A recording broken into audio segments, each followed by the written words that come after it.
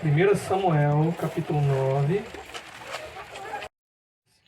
E eu quero fazer uma pergunta para você.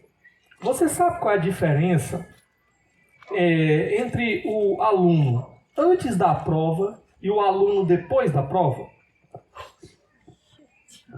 O aluno antes da prova, ele está cheio de expectativas. E o aluno depois da prova está cheio de arrependimentos, né? É assim que normalmente acontece. Por que eu estou falando isso para vocês? Porque o povo de Israel aqui estava nesse momento antes da prova. Estava cheio de expectativas. Haviam pedido um rei para Samuel, vocês lembram da história, não é? Samuel entendeu que ele não era um bom pedido, Deus entendeu que não era um bom pedido, porque o que eles estavam fazendo, na verdade, era tentando substituir Deus como rei por um rei humano. Aí não haveria mais a necessidade de fé, de depender daquilo que eles não viam. Eles agora poderiam correr para um homem e colocar a confiança deles no homem. Pronto, era isso que estava acontecendo. E Deus disse por meio de Samuel: quer dizer que vocês querem um rei? Eu vou alertar vocês contra os problemas. Mas mesmo assim vocês ainda querem um rei? Pois eu vou dar o rei que vocês querem. Então eles estão nessa expectativa de receber esse rei. Na semana passada, nós vimos que Saul entrou em cena. Ele apareceu aqui. Nós vimos que ele apareceu assim como quem não quer nada, né? Um jovem ali enviado pelo seu pai para procurar umas jumentas que haviam se perdido. E nós vimos que, na verdade, tudo aquilo, por trás de tudo aquilo, por trás das cortinas, estava a mão soberana de Deus conduzindo tudo para levar Saul em direção ao trono. Para que Saul fosse aquele rei que o povo havia pedido. Desde o próprio nome de Saul, que significava pedido ao Senhor, até a maneira como ele chegaria no trono. Nós vimos que, na verdade, até aquelas jumentas terem se perdido, o caminho que elas fizeram e o caminho que Saul junto com o servo fizeram atrás delas, o exato lugar em que eles decidiram parar ali, né, e onde Saul disse assim: olha, eu acho que a gente já procurou demais, não achamos, eu acho que é bom a gente voltar. A própria ideia do servo: olha, eu soube que tem um homem de Deus aqui, vamos procurar ele, talvez ele possa nos ajudar. O próprio dinheiro que eles mantiveram junto com eles ali, lembra que Saul pergunta: mas o que a gente vai dar para ele? Acabou tudo. Ele disse: não, ainda tem aqui um dinheirinho aqui, a gente vai dar isso para ele. Até o fato de, naquele dia exato, Samuel, que estava fora, está chegando na cidade e eles se encontrarem. Tudo isso nada era coincidência, era a mão de Deus movendo toda aquela história. E, na verdade, tudo já tinha sido revelado para Samuel um dia antes, né? Então, esse é o cenário aqui. Samuel teve esse encontro com Saul. Samuel colocou Saul numa posição de honra elevada. Aquele jovem que estava ali procurando jumentas, de repente não estava entendendo nada porque que estava naquela posição de honra, sentado na cabeceira de uma mesa numa grande festa. E é nesse momento aqui que nós estamos vendo a preparação para a chegada desse rei. O tema da nossa mensagem de hoje é: chega um rei para o povo de Deus. E nós vamos ver 3 momentos nessa chegada desse rei, onde ele agora vai ser apresentado de maneira pública como rei para Israel, tá? O primeiro momento que nós vamos ver é o momento da unção secreta desse rei, certo? Eu vou já explicar alguns detalhes sobre isso, mas vamos olhar aí novamente o nosso texto. Vamos ler agora o capítulo 9, do verso 25 até o versículo 1 do capítulo 10, tá bom? Vamos ler esses textos todos de uma vez. Diz assim: depois que desceu do altar do monte para a cidade, Samuel conversou com Saul no terraço de sua casa. Ao romper do dia, quando se levantaram, Samuel chamou Saul no terraço e disse: levante-se e eu o acompanharei. E depois você seguirá a viagem. Saul se levantou e saiu junto com Samuel.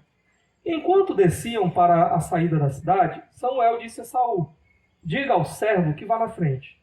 O servo foi e Samuel prosseguiu: fique você aqui um instante, para que eu lhe dê uma mensagem da parte de Deus. Samuel apanhou um jarro de óleo, derramou-o sobre a cabeça de Saul e o beijou, dizendo: o Senhor o ungiu como líder da herança dele. Até aqui. Vamos olhar alguns detalhes aqui, tá? Então, como eu disse para vocês, quando Saul finalmente encontrou com Samuel ali naquela cidade, iria acontecer uma festa. Tinha ali cerca de 30 convidados, haveria um sacrifício feito, e Samuel estaria presente. Alguns suspeitam até que essa festa deveria ser a comemoração do nascimento de alguma criança naquela família ali. E Samuel tinha sido convidado para participar daquele momento. E naquela festa, Saul foi colocado na cabeceira, Saul comeu a refeição que deveria ser do sacerdote, que tinha sido separada para Samuel, foi dada para Saul, e Saul não estava entendendo nada. Ele até perguntou, o que está acontecendo, né? Por que tudo isso comigo? Por que eu sou o menor da família do meu pai? E por aí vai. E aí, naquela noite, Samuel disse para que Saul dormisse na cidade. Saul então dorme aqui na casa do profeta. E Samuel, no dia seguinte, o acorda. É o momento de partir, ele diz que o acompanhará até ali a saída da cidade, e nesse momento, ao chegar ali próximo, ele pede uma conversa particular, pede que o servo vá um pouco mais à frente, porque ele tem uma mensagem de Deus. E a pergunta é, que mensagem de Deus é essa que ele tem? Né? Então Samuel imagina a cena, ele diz para Saul, Saul, fica aqui, manda o servo mais para frente, tem uma mensagem de Deus para você. Saul obedece, quando ficam os dois a sós, qual é a mensagem de Deus? Ele pega um vaso cheio de óleo, de azeite e derrama na cabeça dele, né? Tá aqui a mensagem, toma. Né? Derrama tudo lá sobre a cabeça dele. Bom, o que acontece aqui é o cumprimento daquilo que Deus havia revelado para Samuel. Você vai encontrar um jovem, um homem da tribo de Benjamim, e é esse. Esse é que vai ser separado, vai ser ungido como rei de Israel. Irmãos, essa ideia de ungir com óleo, de derramar óleo sobre a cabeça, isso já era comum, era realizado com os sacerdotes. Então, na separação de um sacerdote para servir ao Senhor, ele era separado por meio dessa cerimônia de derramar o óleo sobre a cabeça. Até esse momento da história de Israel, de Gênesis até aqui, somente acontecia isso com os sacerdotes. Mas a partir daqui em diante, como surge agora essa figura do rei, os reis de Israel também vão ser ungidos. Na verdade, a palavra ungir significa isso, tipo untar com óleo, né? Passar óleo. E esse óleo seria uma espécie de símbolo da capacitação de Deus. Deus está separando e Deus está capacitando essa pessoa para exercer essa função, para exercer esse ofício, ok? Mais na frente, essa figura do óleo ela também vai ser associada com a ação do Espírito Santo. O Espírito Santo capacitando alguém ou usando alguém para alguma coisa. Mas o interessante é que a palavra ungido, essa palavra, né? Alguém que teve o óleo derramado sobre ele, essa palavra significa, na verdade a palavra hebraica é a palavra Mashiach, que traduzida para o nosso português é Messias, tá? Essa palavra hebraica, quando traduz ela para o grego, é a palavra Christos. E vocês já entenderam, né? Tudo isso, toda essa cerimônia, essa posição de rei, tudo apontava para aquele que viria para ser o grande rei, o rei dos reis, o rei supremo, o rei eterno, o nosso Senhor Jesus Cristo. Jesus o Messias, Jesus o ungido. Ok? Mas seguindo aqui, Saul então é ungido em secreto. Por que em secreto? Porque esse mistério aqui. Muito provavelmente, Deus ele quer dar para Saul um tempo a mais para que ele possa refletir e digerir tudo isso que está acontecendo. Saul é alguém aqui completamente pego de surpresa. Num dia ele está procurando jumentas, no outro dia de manhã ele está sendo ungido rei. Vocês imaginam essa situação?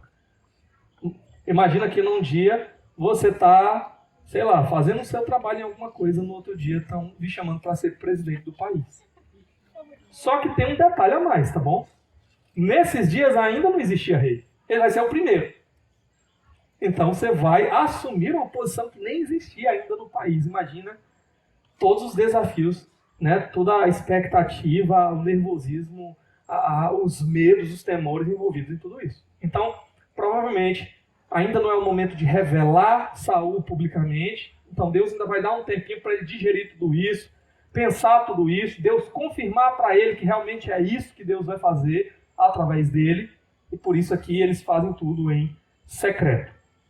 Um outro detalhe interessante é aí no verso 1, ele diz assim: Samuel apanhou um jarro de óleo, derramou sobre a cabeça de Saul e o beijou, dizendo: o Senhor o ungiu como líder da herança dele.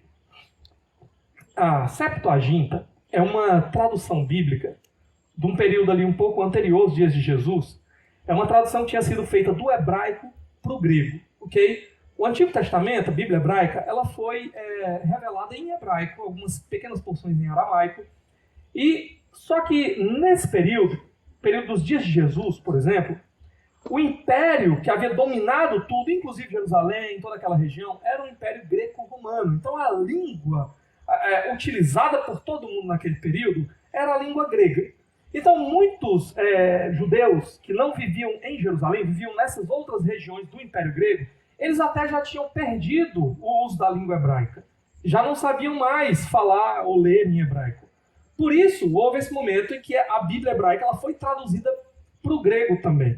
Ela recebe esse nome de Septuaginta por conta que, segundo a história que é dita, foram 70, daí o nome Septuaginta significa 70 sábios judeus lá que teriam feito essa tradução, e no final das contas a tradução dos 70 foi exatamente igual, né? Disse aí a lenda. E aí, portanto, o nome era Septuaginta, né? Deram o nome, a tradução dos 70, ok?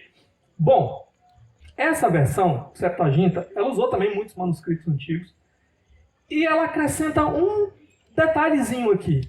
No final do verso 1, na nossa tradução tem: o Senhor o ungiu como líder da herança dele. Na Septuaginta, ela acrescenta que é para você libertar o povo de Deus dos inimigos dele, e esse será o sinal. E aí logo em seguida nós vamos ter o sinal mesmo aqui na nossa versão, ok? Então aqui nós já percebemos também qual é a missão de Saul.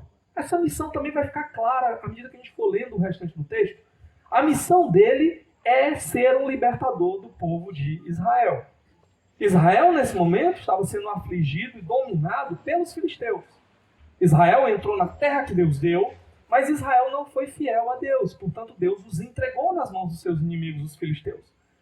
Samuel, durante todo o seu período como juiz de Israel ali, ele governou e ele livrou o povo das mãos dos filisteus. Mas Samuel agora já estava velho. E Samuel, então, em algum momento, nessa transição para a sua velhice, os filisteus eles voltam a dominar sobre o povo de Israel. Então Saul, aqui, esse novo rei de Israel, tem essa missão de libertar o povo dos inimigos. Ok? Outra coisa importante, irmãos, é quando Deus ele se refere ao seu povo, ainda aí no final do verso 1. O Senhor o ungiu como líder da herança dele. Irmãos, que palavra preciosa. Saul vai ser rei. E me perdoem se eu ficar confundindo Saul com Samuel, que é tudo com S, né? Às vezes eu troco os nomes, tá? Mas Saul, ele vai ser rei. Mas ele tem que se lembrar de uma coisa: o povo não é dele. Esse povo aqui é a herança do Senhor. Esse povo aqui é o povo de Deus. Esse povo aqui é um povo precioso para o Senhor. E isso, meus irmãos, é uma lição que todos nós temos que aprender. Nós temos que entender, seja você um líder na igreja do Senhor, seja você um membro da igreja do Senhor, que esse povo é o povo do Senhor. O povo não é o povo do pastor. Esse povo é o povo do Senhor. E por isso, nós vamos prestar contas ao dono, ao Senhor, sobre o que nós fazemos com esse povo. Isso deve nos alertar para aqueles momentos em que somos, às vezes, desafiados a causar contenda entre os irmãos, desafiados a lidar de uma maneira errada com os nossos irmãos, a gente lembrar: esse irmão é precioso, é herança do Senhor. Hoje nós temos uma revelação muito maior do que esse povo. Hoje nós sabemos que o meu irmão, ele foi comprado por um alto preço. Jesus derramou seu sangue precioso naquela cruz pelos meus irmãos. Então eu tenho que ter muito cuidado quando eu tocar nesse povo. Eu tenho que ter muito cuidado como eu lido com esse povo. O que eu faço com esse povo? O que eu falo desse povo? Porque é o povo do Senhor. É a herança do Senhor. Então nós vimos aqui esse primeiro momento. A unção secreta de Saul para ser rei. E nós vamos agora ver o segundo momento da chegada desse rei aqui, que são os sinais. Ok? Deus vai dar alguns sinais para Saul de que de fato a palavra de Samuel está correta, de que de fato ele foi esse escolhido para ser rei de Israel. Vamos ver que sinais são esses. Na verdade, já adiantando para vocês, são 3 sinais. E cada um desses sinais também marca uma característica dentro desse ofício que Saul vai assumir aqui. Ok? Vamos lá para o verso 2, capítulo 10, verso 2. Olha aí, primeiro sinal. Primeiro sinal, Saul vai ser rei. Sinal tranquilo, certo? Hoje, quando você partir, encontrará 2 homens perto do túmulo de Raquel, em Zelza, na fronteira de Benjamim.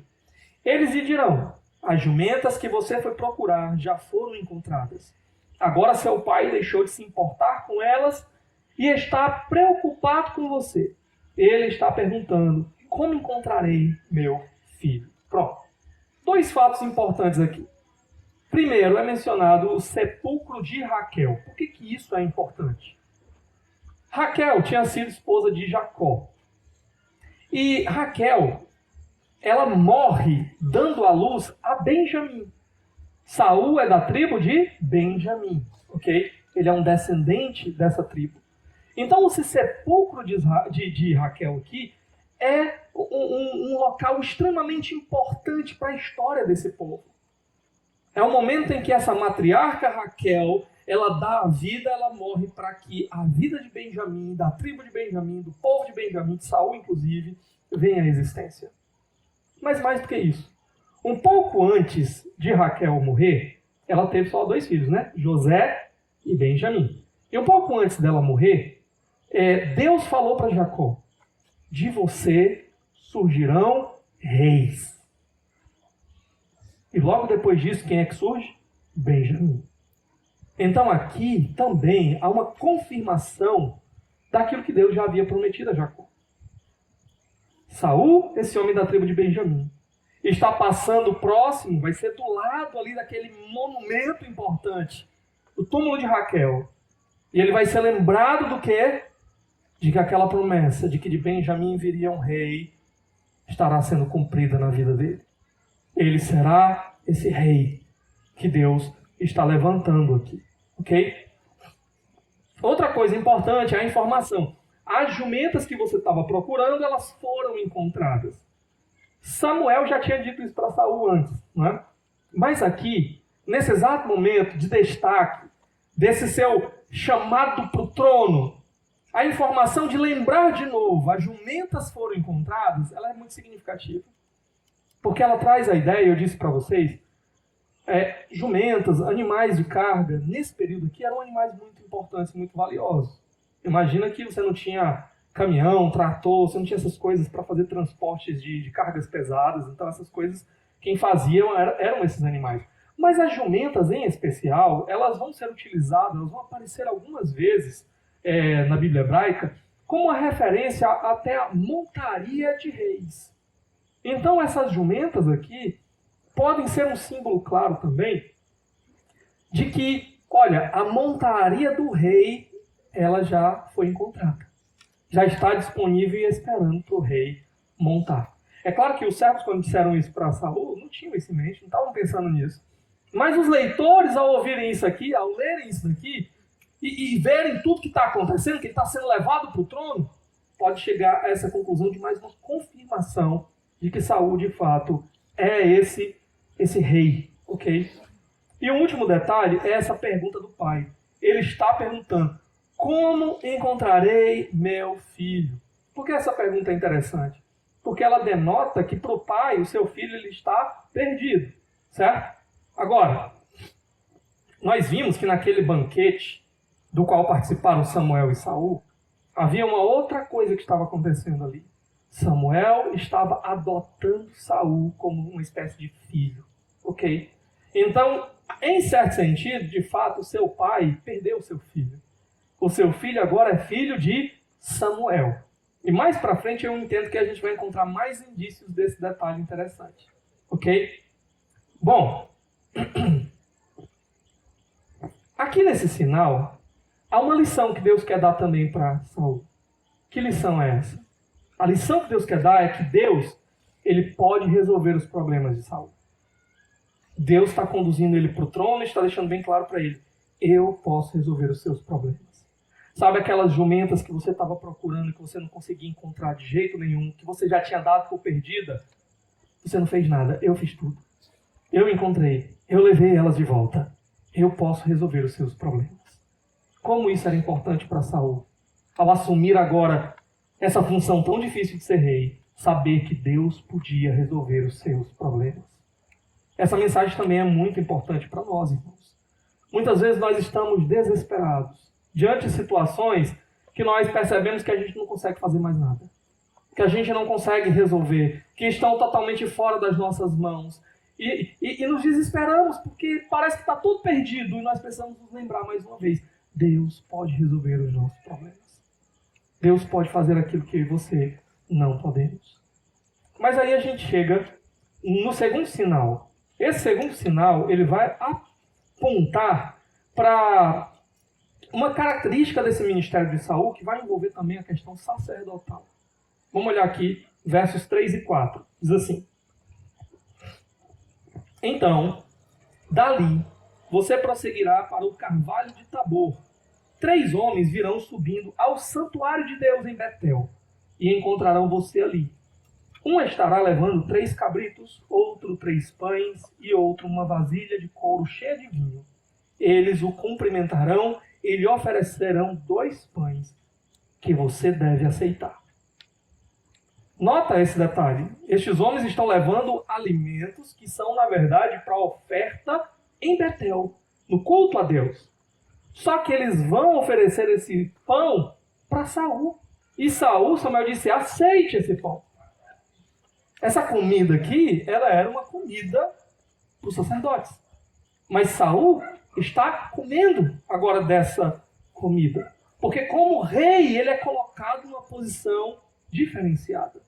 Aquilo que outras pessoas não podem participar, ele agora como rei, tendo sido adotado por Samuel, fazendo parte agora dessa família sacerdotal, também pode participar.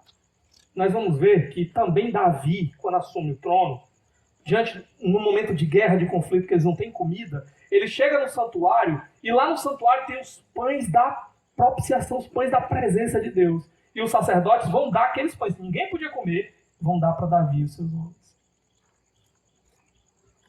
Sabe, um outro rei, que também vai ser um sacerdote, Jesus. Jesus, o Rei dos Reis. O autor de Hebreus diz que ele é sacerdote segundo a ordem de Melquisedeque. Assim como Saul, que não era da tribo certa para ser sacerdote, da tribo de Levi, ele era de Benjamim.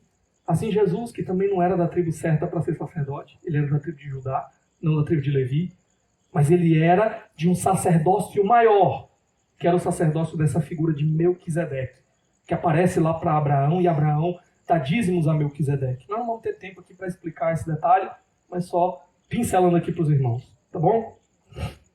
Aqui nós temos também uma outra lição, irmãos. Outra coisa que Deus quer deixar clara para Saul. Vocês lembram que quando Saul chegou com seu servo, lá naquela região onde morava Samuel, e o servo deu a ideia: vamos procurar um homem de Deus aqui, vamos procurar Samuel. Vocês lembram que Saul disse assim: olha, mas a nossa comida já acabou? Olha, mas nós não temos mais nada, o que nós vamos dar para esse homem de Deus? E aí o servo disse: não, sobrou aqui uma prata, dá para a gente dar isso aqui para ele. Ao que parece, então acabou tudo. Mas Deus está ensinando aqui para Saul que Deus era aquele que podia prover para ele. Deus era aquele que podia cuidar dele e suprir as necessidades dele. Naquele mesmo dia que eles encontraram com Samuel, Deus deu logo um banquete para eles. Quando eles descem e agora retornam para casa, Deus dá agora já o café da manhã aqui, né? Esses pães para ele. Deus está dizendo: eu posso suprir as suas necessidades. Essa também é uma lição importante para nós. Quantas vezes, meus irmãos, nós também nos encontramos em situações difíceis, pensando como é que nós vamos dar conta, pensando da onde é que nós vamos tirar. Quantas vezes eu me encontrei em situações assim e Deus supriu sobrenaturalmente, me mostrando: sou eu que cuido, sou eu que resolvo. Não só eu, sei irmãos aqui que já me contaram testemunhos dessa experiência na vida deles. Um dia desse eu estava lembrando de uma coisa que a Aline até já tinha esquecido, né? Teve um momento que uma das igrejas apoiava a gente com o nosso sustento, né? Então, quando a gente chegou aqui, a igreja não tinha condições de nos sustentar. Então, outras igrejas entraram para apoiar a gente, para que a gente pudesse pagar as nossas contas e nos dedicar completamente ao trabalho aqui. E uma dessas igrejas que nos apoiava, ela teve que diminuir o valor da oferta que ela dava. Só que as nossas contas estavam todas baseadas naquilo, né? E aí, não era um valor tão alto, mas para nós, naquela circunstância, era. E aí a igreja, ela cortou aquela parte. E a pergunta era: e agora? O que nós vamos fazer? De onde é que nós vamos tirar para manter e honrar as nossas contas? Irmãos, nós confiamos no Senhor. Descansamos no Senhor. Sabe o que foi que aconteceu? Uma irmã, com a qual assim, eu não tinha muito contato. Na época de seminário, eu conheci ela porque ela estudava no mesmo seminário, mas não tinha muito contato com ela. Eu nem sabia onde é que ela estava congregando, nada. Ela entrou em contato comigo, conseguiu o meu contato, entrou em contato comigo e perguntou assim: pastor, vocês aceitam oferta? E eu disse assim: aceitamos, irmã. Inclusive, a nossa igreja a gente está construindo. Eu vou passar para você a conta da nossa igreja para que você possa depositar lá. Vai ser muito bem-vindo. A gente realmente está precisando de recursos. Ela disse: não, pastor. Eu estou perguntando se você aceita uma oferta pessoal. Essa oferta que eu quero dar não é para a igreja. Eu quero dar para você. Aí, diante daquilo, tá bom. O que eu posso fazer? Meus irmãos, vocês acreditam que era exatamente o valor que tinha sido cortado daquela igreja? O mesmo valor. Exatamente o valor. E não foi uma oferta assim: eu vou te dar esse mês. Não.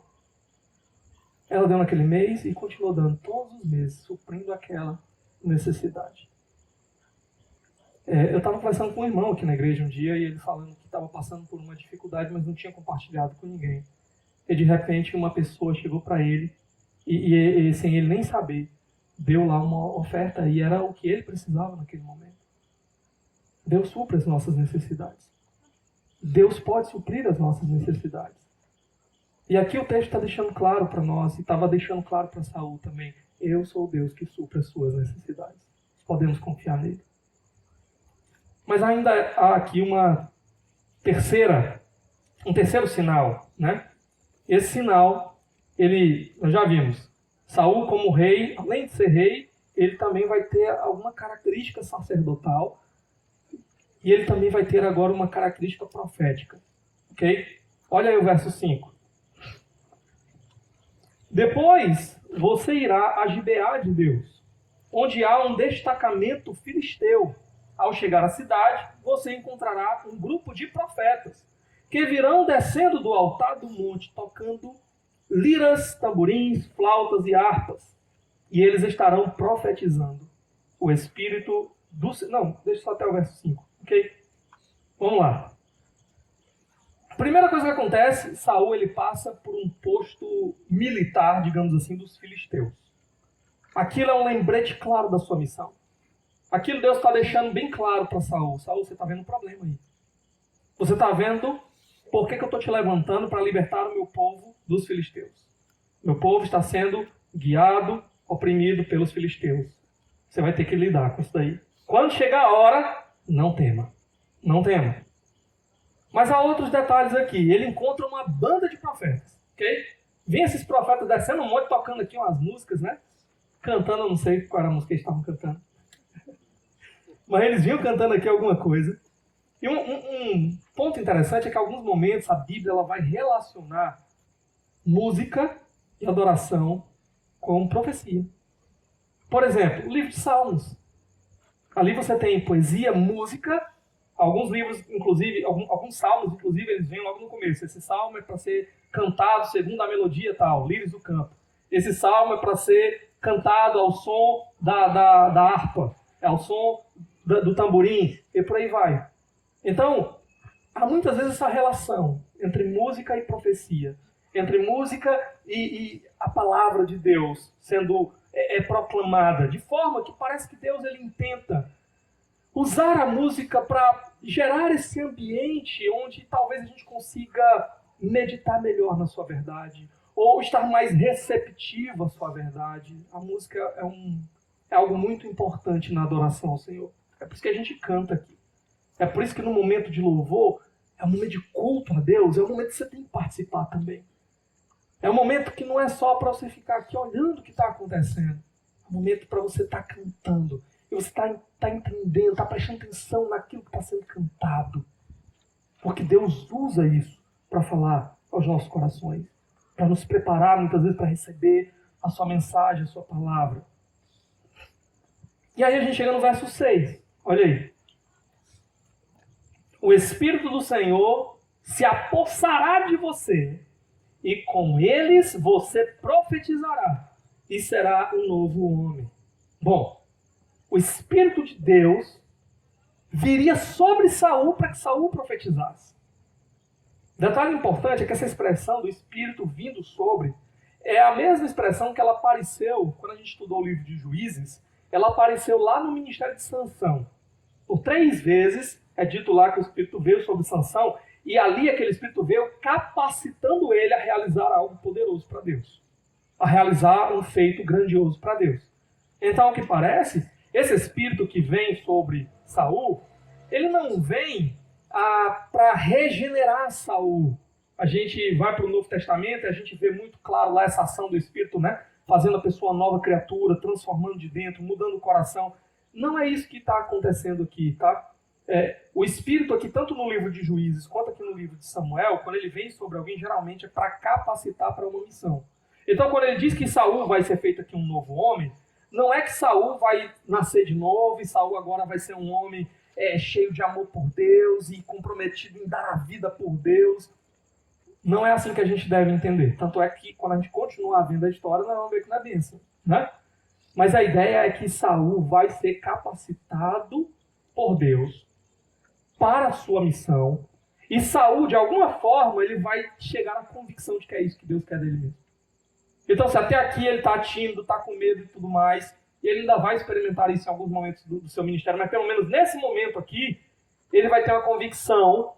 Sabe aquele momento que ele precisava para digerir as coisas? Pronto, o Espírito Santo viria para convencer ele. Deus está te chamando para isso aí mesmo. É você mesmo. E faria dele esse novo homem que, a partir daqui, ele entenderia as coisas de uma maneira diferente. Talvez eu realmente possa servir nisso daí. Ok? Agora, olha aí a terceira lição também que Deus quer dar a Saul. A gente já viu que Deus ele pode resolver os problemas de Saul. Deus ele pode suprir as necessidades de Saul, mas Deus está dizendo aqui também, eu posso capacitar você, Saul, para fazer coisas incríveis. Coisas que você não seria capaz de fazer sozinho. Coisas que você não seria capaz de fazer pelo seu próprio braço, pelo seu próprio esforço. Nós também precisamos aprender essa lição, irmãos. Muitas vezes, quando Deus chama alguém para fazer a sua obra, para fazer algo que será grande para a glória do seu nome, geralmente essas pessoas chamadas não se veem como capazes. Essas pessoas chamadas, elas querem fugir da responsabilidade. Eu me lembro na minha própria vida, quando eu comecei a estudar teologia, e alguns irmãos, eu comecei a pregar, né? E eu só pregava porque o povo me empurrava para pregar, para dar aula, né? A pessoa chegou para mim e disse, você tem que dar aula na escola dominical. Eu lembro que um amigo chegou para mim, uma pessoa chegou, a gente estava no trabalho, né? A pessoa chegou e me convidou para pregar na igreja dela, e o meu amigo disse assim, aí eu disse, não, rapaz, eu não sou pregador não, e tal, e o meu amigo disse assim, e tu está estudando para quê? Você vai ter que ir lá pregar. Aí eu disse, vixe, se é assim mesmo, então eu vou, né? Então eu vou. Mas aí quando começaram a falar assim, não, você vai ser pastor e tal, alguma coisa, eu ficava, não, quem sou eu? É outra pessoa, eu não tenho capacidade para isso daí não, né? E de fato Deus precisa usar muita gente para ir confirmando, muita gente para ir empurrando, para dizer, é você mesmo que vai. Ok? Aqui, Saul também precisa disso. Precisa dessa confirmação. Nós muitas vezes precisamos disso. Ao assumir um novo compromisso, ao assumir um ministério na igreja, ao assumir um lugar de serviço, e nos vermos incapazes, entendendo de fato somos incapazes. Mas Deus é capaz de nos capacitar com o que nós precisamos para servir a Ele, para a glória dEle. Eu estou me lembrando agora da história de um dos pais da igreja, que era Ambrósio, o nome dele, e teve uma confusão na cidade, porque o bispo daquela cidade, eu não lembro se ele tinha morrido, se ele tinha sido afastado, eu sei que a cidade ficou sem bispo, e estava uma confusão. E Ambrósio, ele era um cara assim, do direito, das leis. E ele naquele momento era respeitado na cidade, ele se levantou no meio da multidão, aí ele disse assim, pessoal, peraí, deixa eu falar. E aí ele foi explicando e foi acalmando a multidão, o pessoal foi ouvindo ele, e de repente alguém lá do meio da turma, né, gritou, Ambrósio Bispo! Aí o pessoal começou a gritar junto, Ambrósio Bispo! Ambrósio Bispo! E disse que o Ambrósio saiu correndo dali, eu não sou não. E correu dali. O Ambrósio, ele não tinha nenhuma função dentro da igreja. E ele então se escondeu, se isolou na casa dele. Ele disse assim, eu vou ficar trancado aqui durante alguns dias, que é para ver se esse negócio acaba. E o povo foi para lá para frente, o povo continuava, Ambrósio Bispo. E Ambrósio, meu Deus, como é que eu vou resolver essa situação agora? Disse assim, manda trazer umas mulheres de má fama. Você sabe o que é, né? Manda elas entrarem aqui na minha casa, que aí o povo vai ver eu junto com essas mulheres, vão pensar besteira, né? E aí vão entender que eu não sou adequado para essa função. E trouxeram essas mulheres, e o povo continuava na porta, Ambrósio Bispo, né? O cartaz, Ambrósio... Não, cartaz eu acho que não tinha, não. E aí o que foi que aconteceu? Por fim, ele já não aguentando mais aquilo, ele disse, tá certo, eu vou ser bispo. Em uma semana, ele passou por todos os cargos que haviam na igreja para poder ser ordenado bispo. Então ele foi passando cada um que tinha que passar, né, era a configuração da igreja daquela época, até ele então assumir essa posição de bispo. E olha Ambrósio, depois que ele assumiu essa posição, ele era um homem muito dedicado. E ele, inclusive, ele disse, já que é o jeito de eu ser bispo, eu vou ser o melhor bispo que eu possa ser. E ele se dedicou ao estudo da palavra, ele se dedicou à pregação. Era um homem de uma linguagem ele era muito eloquente, muito sábio no uso das palavras. As pessoas ficavam impressionadas ao ouvir Ambrósio pregar. Sabe, um dos caras que se converteu debaixo do ministério de Ambrósio, Agostinho de Hipona, que é considerado o maior teólogo do período ali dos pais da igreja. Ok? Então, Deus ele pode capacitar aqueles que se sentem capazes. Mas continuando aqui, meus irmãos, o verso 7 vai nos mostrar o objetivo desses sinais. Por que Deus está dando esses sinais aqui? Olha o verso 7. Assim que esses sinais se cumprirem, faça o que achar melhor, pois Deus está com você. Essa palavra aqui, traduzida como faça o que achar melhor, alguns têm sugerido que talvez a ideia melhor seria faça o que tiver que fazer. Faça o que a ocasião precisar que você faça. E alguns até sugerem que o que ele vai fazer, então, quando esses sinais se cumprirem, é profetizar. Aquilo que ele se achava ali, talvez, né? Eu não sou profeta. Então, quando chega a situação que o Espírito envolve, ele vai e perde o temor e profetiza. Mas o fato é que o objetivo desses sinais é confirmar e encorajar Saul. Deus está querendo dizer para ele, eu vou fazer. Sou eu que estou no controle, sou eu que estou te colocando nessa posição, você pode confiar porque eu sou capaz de suprir, sustentar, capacitar, fazer tudo o que você não pode. Então confie em mim, vá. Esse é o objetivo dos sinais. Mas tem um detalhe muito importante aqui nesse verso 7. Olha o finalzinho do verso 7. Pois Deus está com você. Deus já tinha prometido aqui poder espiritual, capacitação espiritual, mas Deus agora está prometendo a presença dele. Eu vou estar com você, meus irmãos. O que nós mais precisamos é a presença do Senhor. Nós aqui muitas vezes na nossa polícia não percebemos da nossa necessidade. Moisés, um homem com a visão espiritual mais aberta, muitas vezes, do que a nossa, ele entendeu tanto isso, que quando Deus disse para ele, Moisés, vocês vão. Eu não vou não, vocês vão. Moisés disse, Senhor, então tira o meu nome, né? Me mata, me deixa aqui, mas eu não vou se o Senhor não for comigo. Eu não vou se o Senhor não for comigo. Porque o que nós mais precisamos, necessitamos, é a presença de Deus. É a presença de Deus. E sabe uma boa notícia para nós? É que a palavra já nos dá a garantia da presença de Deus hoje. Jesus, naquela cruz, ao assumir o nosso lugar, ao levar sobre si os nossos pecados, ele não apenas pagou a nossa dívida, ele abriu completamente o acesso para que nós pudéssemos viver na presença de Deus.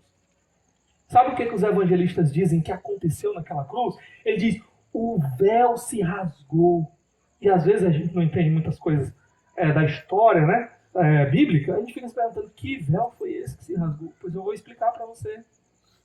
O templo, que era o lugar da presença de Deus, o templo de Jerusalém, ele tinha um lugar externo, que era o pátio dos gentios, qualquer um podia chegar lá para fazer suas orações e tudo mais. Ele tinha um local mais interno, onde eram feitos sacrifícios, e ali era o lugar santo, só podia entrar os sacerdotes levitas, e tinha um lugar mais interno ainda. Um lugar que ele era dividido do espaço santo por um véu grosso, pesado. Esse lugar é chamado de o Santo dos Santos. Era o lugar onde tinha a Arca da Aliança ali dentro, que era o símbolo máximo da presença de Deus. Só quem podia entrar ali era o sumo sacerdote. Só ele. Uma vez por ano. Era o dia da expiação, o Yom Kippur. Ele passava o ano inteiro se preparando para aquele momento.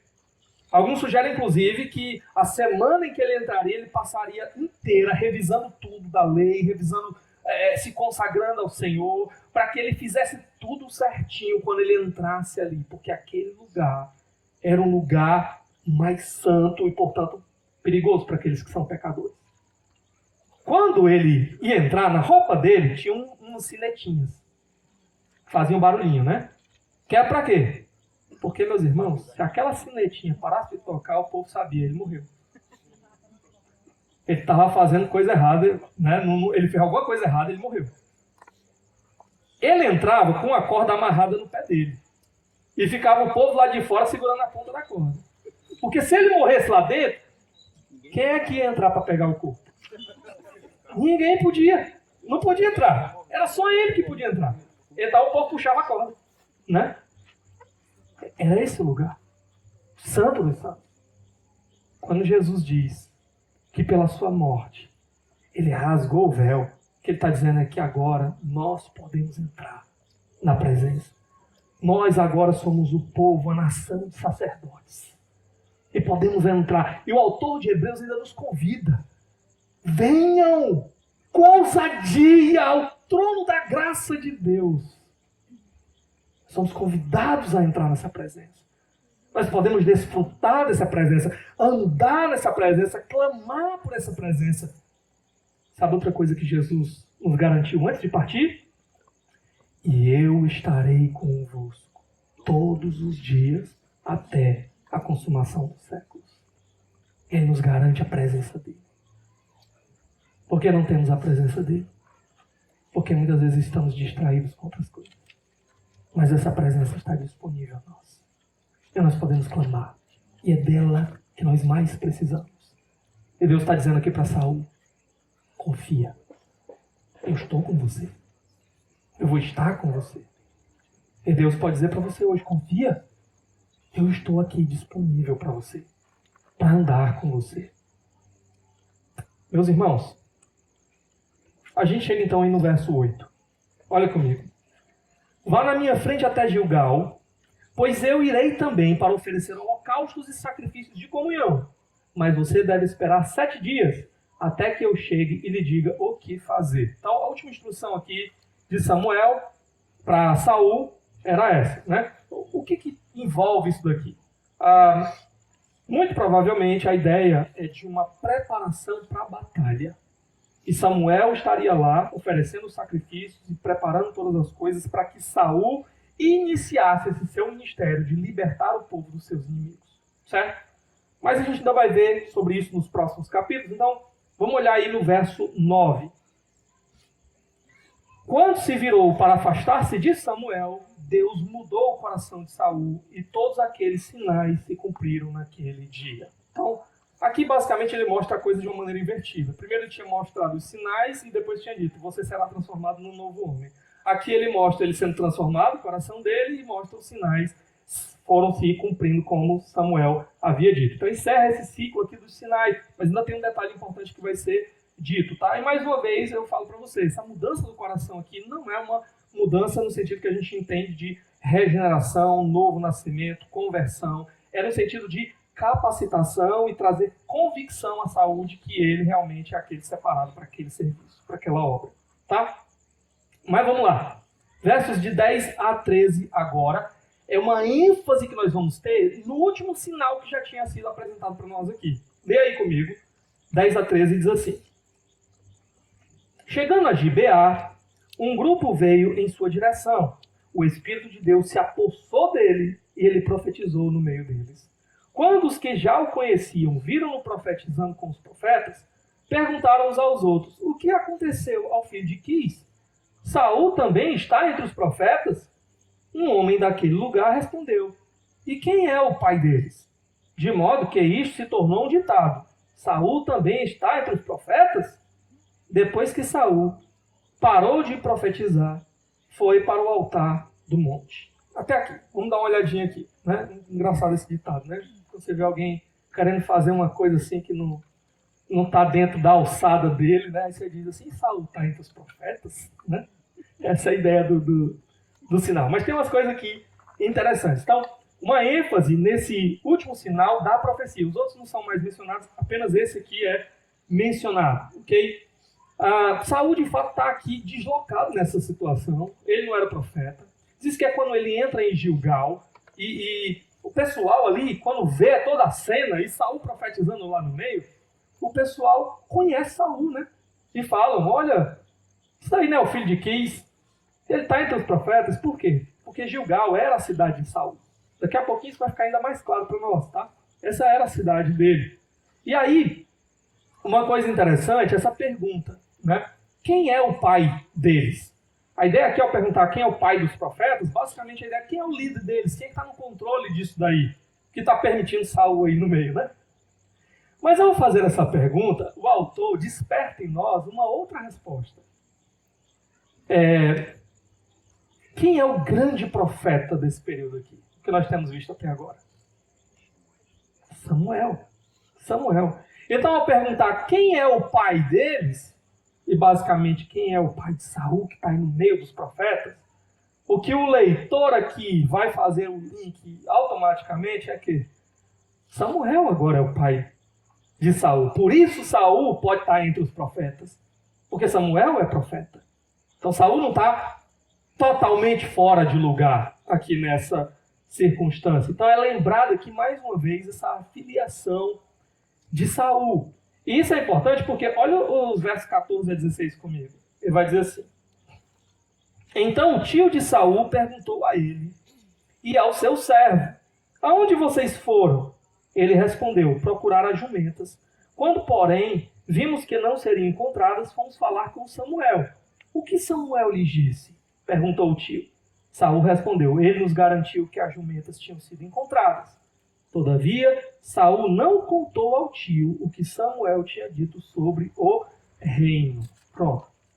Detalhe.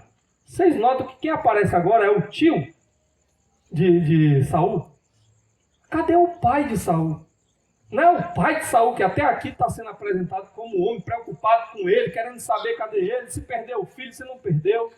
Por que quando chega aqui aparece o tio? Pode ser que o narrador esteja querendo deixar o pai de lado da história agora, para que a gente entenda. O pai de Saul agora é Samuel. Alguns até sugerem que quem está falando aqui é o pai dele, mas é chamado de tio agora, porque Saul agora é filho de Samuel, filho adotivo de Samuel, ok? E aí ele faz essas perguntas aí, né? onde é que você estava? E ele fala aí que encontrou pergunta, né? Disse que estava procurando as ovelhas, as jumentas. Eita, me enganchei todo agora, né? E aí ele pergunta, aí diz que encontrou com Samuel e ele pergunta assim, o que foi que ele disse para você, né? Ficou curioso, talvez até já tivesse espalhado um pouco essa conversa desse encontro de Saul com Samuel. E ele estava aqui curioso para saber, mas Saul diz apenas o seguinte, né? Não, ele me disse que as jumentas já tinham sido encontradas. E o rei, a parte mais importante, né? Ele omite. Por que ele omite? Porque ele entende que talvez ainda não esteja pronto. Talvez ainda não é o momento de revelar tudo isso publicamente, de que ele vai ser o rei. Talvez, como ele tem se mostrado tímido até aqui, ele esteja ainda sem tanta coragem para dizer, né? Não, é isso. Bom, o fato é que nós agora passamos pelo período dos sinais e vamos chegar ao terceiro momento da chegada desse rei. E o terceiro momento é a coroação pública do rei. Esse momento vai ser mais rápido, mas olha comigo aí, versos de 17 a 19. Diz assim: Samuel convocou o povo de Israel ao Senhor em Mispá. E ele disse: Assim diz o Senhor, o Deus de Israel: Eu tirei Israel do Egito e libertei vocês do poder do Egito e de todos os reinos que os oprimiam. Mas vocês agora rejeitaram o Deus que os salva de todas as suas desgraças e angústias. E disseram, não, escolhe um rei para nós. Por isso agora, apresentem-se perante o Senhor, de acordo com as suas tribos e os seus clãs. Pronto, o que nós temos aqui? Samuel convoca o povo. Por quê? Porque ele vai apresentar o rei que ele está pedindo. Vocês queriam um rei? Pronto, chegou o dia de apresentar quem vai ser esse rei. Então há uma convocação de todas as tribos. Agora, há um detalhe aqui interessante também, é que antes disso, ele vai lembrar o povo do seu pecado. Ele vai exortar o povo. Imagina, aquela multidão de gente. E Samuel ali, aquele homem sozinho diante daquele povo, dizendo, olha, vocês são um povo muito pecador mesmo. Vocês são um povo muito rebelde mesmo. Rapaz, vocês estão trocando Deus como rei por um rei humano. Deus que quando vocês precisaram, foi ele que interveio poderosamente, como mão poderosa, arrancou vocês da tirania do Egito, livrou vocês de tudo e agora vocês estão mais uma vez sendo infiéis a Deus. Irmãos, é preciso coragem, né? Não? Esse povo já não era um povo assim muito peça boa, né? Para pegar aqui Samuel, né? E despedaçar Samuel, podia ser rapidinho. Mas isso aqui também nos ensina uma lição. Quando Deus nos coloca numa posição de liderança, Ele espera de nós temor a Ele, antes que temor aos homens. Sabe, nós não temos prazer e não queremos desagradar as pessoas que estão ao nosso redor. Mas há momentos em que nós vamos ter que escolher entre agradar a Deus e agradar aos homens. Porque não vai dar para agradar os dois. E nesses momentos nós temos que fazer a vontade do Senhor. Doa quem doer. Inclusive doa a nós, se necessário for. Né? Então, muitas vezes, aqui, no seu lugar de trabalho, sua escola, na sua vizinhança, na sua família, você vai ser colocado nesse dilema. Em que você vai ter que agradar a Deus ou agradar aos homens. Nesse momento você precisa da força de Deus. Você precisa da coragem do Senhor para continuar firme, agradando a Deus e não aos homens. É isso que Samuel está fazendo aqui. E aí olha os versos de 20 a 21, que agora vem a parte mesmo da escolha do rei. Ele diz: Tendo Samuel feito todas as tribos de Israel se aproximarem, a de Benjamim foi escolhida. Aqui provavelmente, meus irmãos, é aquele sistema de lançar sortes, ok? Então ele reúne as tribos e diz, vamos começar escolhendo qual vai ser das 12 tribos. Pronto. Veio a tribo de Benjamim, foi a escolhida. Então fez ir à frente a tribo de Benjamim, clã por clã, e o clã de Matri foi escolhido. Finalmente foi escolhido Saul, filho de Quis. Quando, porém, o procuraram, ele não foi encontrado. Pronto. Samuel já sabia que era Saul que ia ser o rei. Por que está fazendo esse processo da escolha por sortes? Porque ele quer mostrar que essa não é a escolha dele, é a escolha de Deus. Então ele está colocando totalmente nas mãos de Deus. Deus mostrando na cara de todos os israelitas ali o seguinte, sou eu que estou guiando as sortes, sou eu que estou escolhendo quem vai ser o rei. Ok? E aí cai em Saul. Mas cadê Saul? O que foi que aconteceu com Saul aqui? Meus irmãos, vamos logo olhar aqui o verso 24. Olha aí.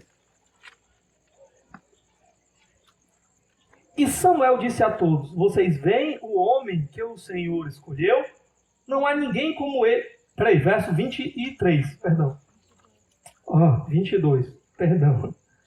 Consultaram novamente o Senhor. Ele já chegou e o Senhor disse: sim, ele está escondido no meio da bagagem.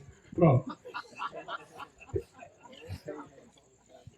Cadê Saul? O grandalhão lá está escondido atrás das bagagens, né? Por que Saul está escondido atrás dessas bagagens? Meus irmãos, há muitas possibilidades. Uma que eu achei interessante foi a seguinte: vocês imaginem a reação de Saul depois da introdução de Samuel dessa, né? Samuel já começa dizendo assim, ó, vocês estão querendo um rei, e vocês estão trocando o Senhor por um rei, e isso não vai ser bom para vocês. Vocês estão pecando contra Deus. Aí Saul pensando, eu vou ser o rei. Né? Não, eu não quero ser esse homem aí, não. Né? Essa é uma possibilidade. Alguns sugerem até que, ao saber que a missão era lutar contra os filisteus, olhar para o exército de Israel ali e pensar, é com esse exército aí que eu vou enfrentar os filisteus, né? Acho que não é para mim não, sabe como me confundir, né? Mas o fato é que ele se escondeu aqui atrás das bagagens, né? O rei entre as bagagens, mais uma vez, essa temor, essa timidez, de alguma forma aqui de Samuel, ou de Saul, perdão. E aí a gente chega agora no verso 23. Correram e o tiraram de lá.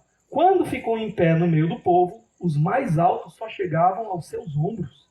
E Samuel disse a todos: vocês veem o homem que o Senhor escolheu? Não há ninguém como ele entre todo o povo. Então todos gritaram: viva o rei! Viva o rei! Olha que coisa maravilhosa. Quando o povo viu, não interessava que o homem estava escondido. Quando eles viram que era um homem daquele tamanho, né?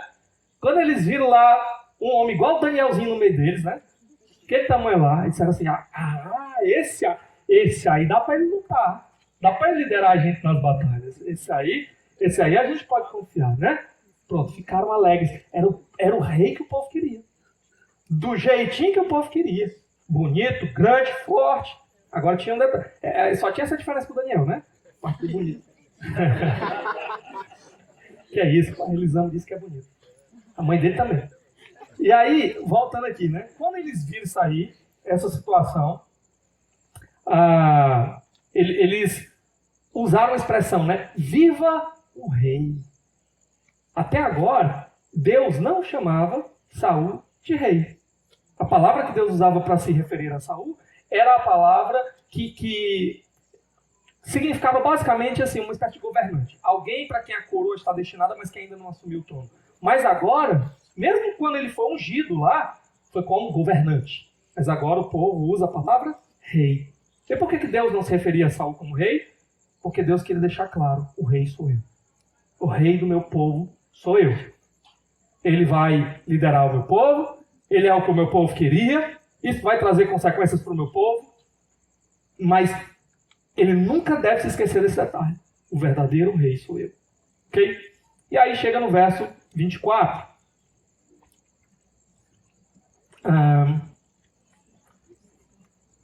Verso 25. Samuel expôs ao povo as leis do reino. Ele as escreveu no livro e o pôs perante o Senhor. Depois disso, Samuel mandou o povo de volta para suas casas. O que é isso daí, né? Samuel expôs as leis do reino, escreveu no livro. Isso era Samuel fazendo um contrato trabalhista agora com Saul, né? Assinando a carteira de Saul, agora você é rei, aqui, né? Deixa eu só destacar para vocês aqui um outro texto em Deuteronômio 17, do 1 ao 14. Abra comigo lá, Deuteronômio 17, volta um pouquinho aí na sua Bíblia. Deixa marcado aí que nós ainda vamos voltar para terminar o livro. Viu? Deuteronômio, capítulo 17, versos de 1 a 14.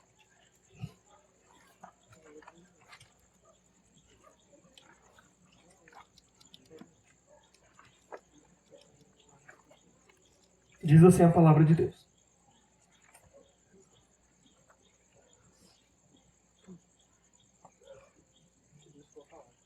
Espera aí. Do 1 ao 14 não, perdão, o verso 14. Verso 14 em diante, olha aí. Se quando entrarem na terra que o Senhor, o seu Deus, lhes dá, tiverem tomado posse dela e nela tiverem se estabelecido, vocês disserem, queremos um rei que nos governe, como tem todas as nações vizinhas. Tenham cuidado de nomear o rei que o Senhor, o seu Deus, escolher. Ele deve vir dentre os seus próprios irmãos israelitas. Não coloque um estrangeiro como rei, alguém que não seja israelita.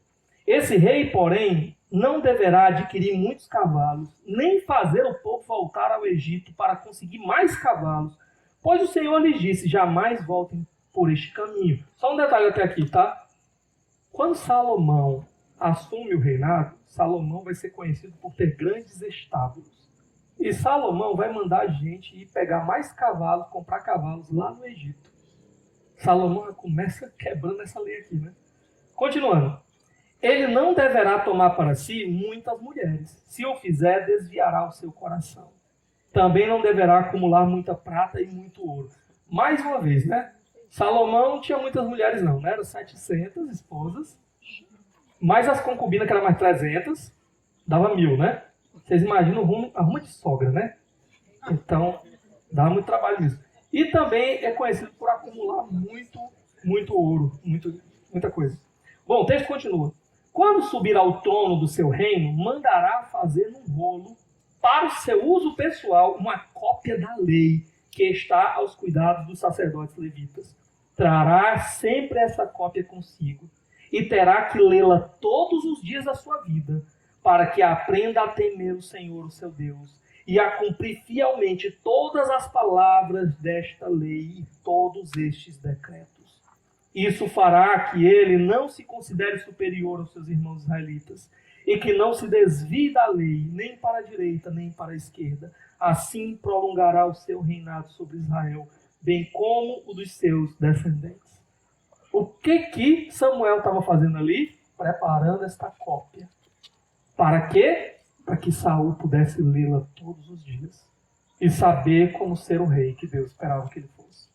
Então ele está dando aqui a palavra de Deus para Saul, para guiar Saul, para liderar Saul nessa sua missão. Verso 26. Então todo mundo volta, né, no finalzinho do verso 25. Todo mundo volta para sua tribo, para sua casa. Verso 26.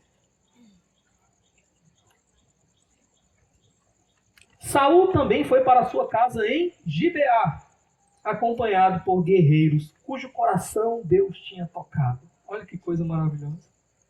Saul volta para sua casa e aqui finalmente é dito onde é a casa dele. Gibeá. E a gente sabe, né? Falei da outra vez.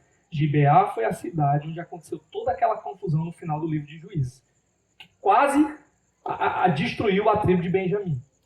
Será que é um prenúncio aqui, né? O fato de o rei ser lá de Gibeá.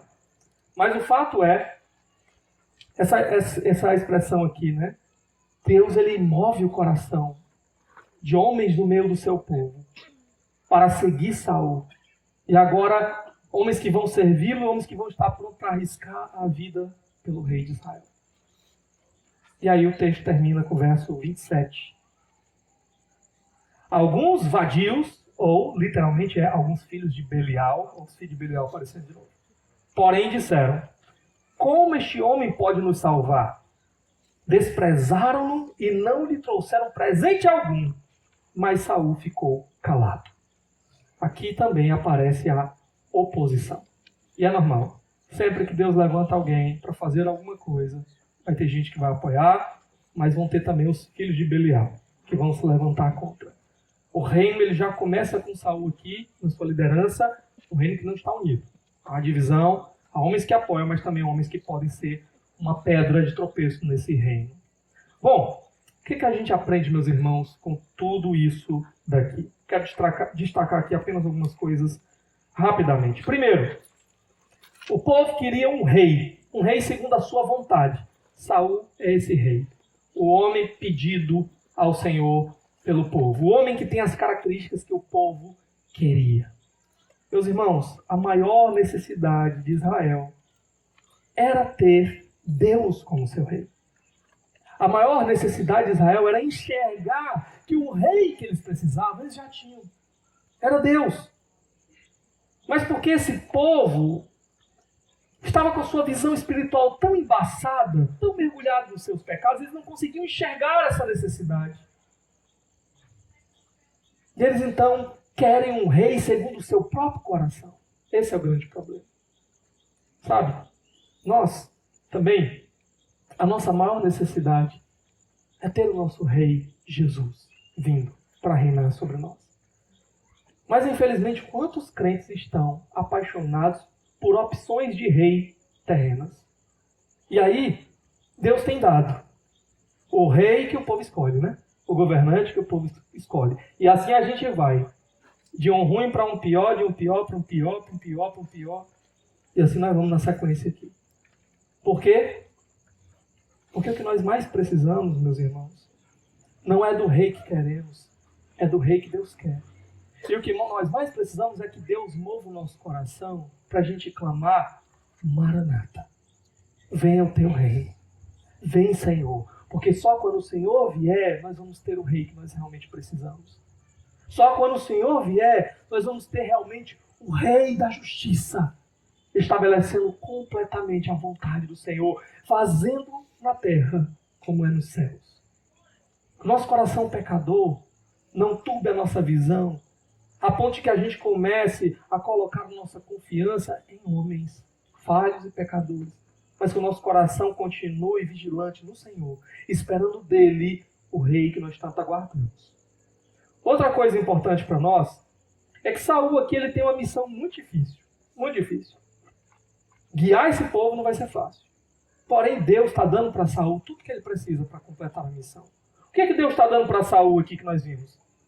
Deus deu tempo para Saul refletir, digerir a história. Deus deu a presença dele: eu vou estar com você, Saul. Deus deu poder capacitador para Saul. O Espírito veio capacitando Saul com coragem. Deus deu homens do seu povo. Ele moveu o coração desses homens para acompanhar Saul, estarem prontos para guerrear as batalhas de Saul, arriscarem suas vidas pela liderança de Saul. Deus deu a sua palavra para Saul. Irmãos, Deus também nos tem chamado para fazer grandes coisas em seu nome. A cada um de nós aqui, Deus ele tem um propósito. Ele deu o dom para você, ele quer que você use esse dom para a glória dele. Há muitas coisas para ser feitas no reino de Deus e quem vai fazer somos nós. Não vai vir outra pessoa de fora fazer no nosso lugar, somos nós que vamos fazer. E muitas vezes, como eu falei hoje, nós vamos nos sentir incapazes. Mas eu quero perguntar para você: Deus também nos tem dado, ele não nos tem dado exatamente as mesmas coisas que ele deu para Saul? Ele também nos tem dado a sua presença. Deus também nos tem dado do seu poder, da sua capacitação, e nos deu do seu Espírito que nos capacita. Deus nos dá a sua palavra para nos direcionar, para sabermos o que ele quer, como ele quer. E Deus também nos dá irmãos.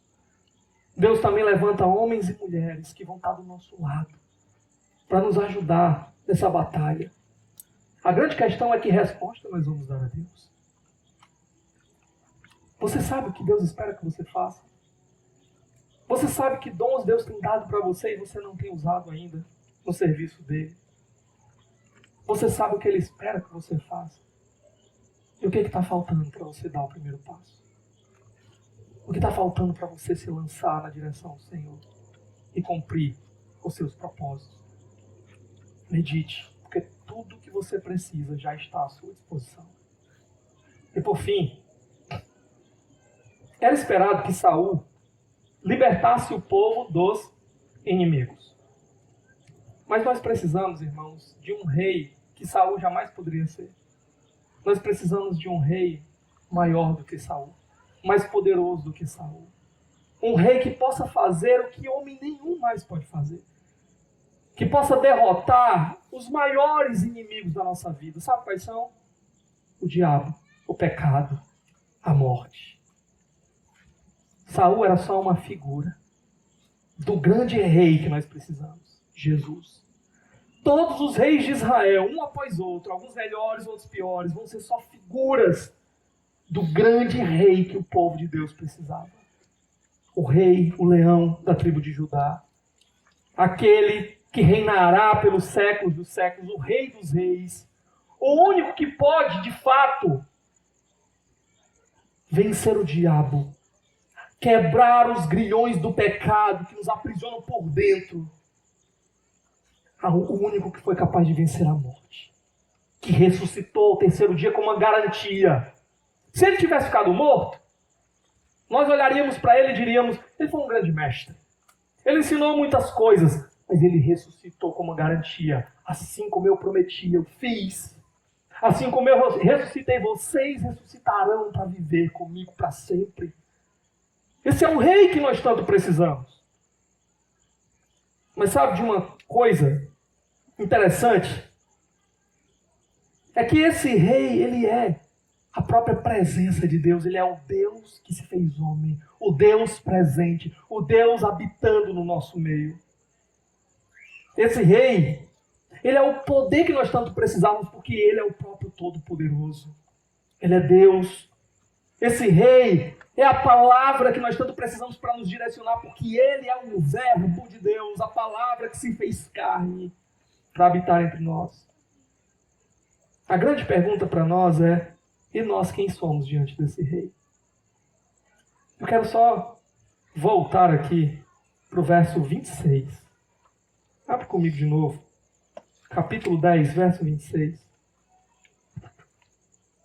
Esse rei de Israel, quando surgiu, olha o que foi dito no verso 26. Saul também foi para sua casa em Gibeá, acompanhado por guerreiros, cujo coração Deus tinha tocado. O nosso rei, ele também possui guerreiros, cujo coração Deus tocou, para seguir com ele, para lutar as suas batalhas até o final, para se arriscar por ele, para morrer por ele se necessário for. Quem são esses guerreiros do nosso rei? Somos eu e você. São a igreja do Senhor. A grande pergunta que fica para nós hoje aqui é: você está pronto de fato para gastar a sua vida no serviço desse rei? De fato Deus moveu o teu coração e você está pronto para viver e morrer por esse rei de hoje até o final? Eu estive esses dias agora, irmãos, lá em Pacuti, lá no centro de treinamento, né? E os irmãos, alguns aqui conheceram o pastor Alan, né? Quem conheceu o pastor Alan? Alan Persbaker. Levanta a mão aí, pronto. Ele pregou num acampamento de casais da nossa igreja algum tempo atrás. E ano passado ele pregaria de novo no acampamento de casais da nossa igreja. Mas infelizmente, cerca de umas 2 semanas antes, ele faleceu, né? E quando eu estava lá, eu conversei com alguns irmãos que servem lá no centro de treinamento, que conviveram com o pastor Alan e conviveram nos seus últimos momentos. Irmãos, e o testemunho que eles deram ao pastor Alan foi exatamente esse testemunho. De alguém que lutou com o Senhor até o final. Que lutou as batalhas do Senhor e gastou a sua vida até o final. Ele veio para cá, os irmãos lembram que ele deu esse testemunho, né? Quando ele veio para o Brasil, ele veio, irmãos, ajudado por amigos do seminário, que tinham se comprometido a ajudar. Ele veio mesmo com a cara e com a coragem, porque entendia que Deus tinha dado uma visão para ele e tinha desafiado ele para vir fazer sua obra aqui. E sabe, nos últimos dias dele, de vida, os irmãos disseram que ele não perdia uma oportunidade de evangelizar. Ele vinha com dores, ele teve um câncer do pâncreas, e foi muito rápido, não deu tempo nem ele fazer o tratamento, quimioterapia, nada. Quando ele descobriu, ele fez alguns exames ainda, foi iniciar o tratamento, mas já faleceu. Ele disse que quando ele chegava com dores no médico para fazer o tratamento, antes de qualquer coisa ele pedia: eu posso fazer uma oração? E ele fazia uma oração, e daquela oração ele já puxava a oportunidade de falar de Jesus ali. E quando ele viu que ele já não ia mais aguentar muito tempo, ele chamou os irmãos ali na igreja para se despedir dos irmãos. Ele veio de um por um. Ele disse que ficou uma pessoa na porta, ia entrando de um por um, e ele se despedia daqueles irmãos. E tinha um jovem que ele estava evangelizando. E esse jovem, ele não era crente. Esse jovem estava servindo lá, estava trabalhando lá, mas não era crente, ele evangelizava. E quando foi nesse último dia, ele disse que ele deu um abraço nele e ele disse assim: eu tenho certeza de para onde eu vou, mas eu não tenho certeza e você não tem certeza de para onde você vai. Eu vou morrer e eu vou estar com Cristo. Mas e você? E depois daquele dia, aquele jovem veio a Cristo Jesus. Os últimos esforços do pastor Alan foi guerreando pelo Senhor. Foi lutando as batalhas do Senhor. E nos seus últimos sopros de vida, Deus ainda usou para levar alguém para a glória de Cristo. Que a nossa vida seja assim, irmãos. Usada e gasta. Que o testemunho que contem sobre nós seja esse. Que nós lutamos até o final. Lutamos o bom combate até o final. Para a glória do Senhor. Vamos orar nesse momento?